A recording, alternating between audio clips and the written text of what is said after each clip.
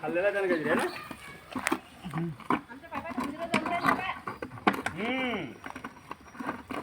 धामण आहे नाही जिगड आहे. कोणता आहे जिगड.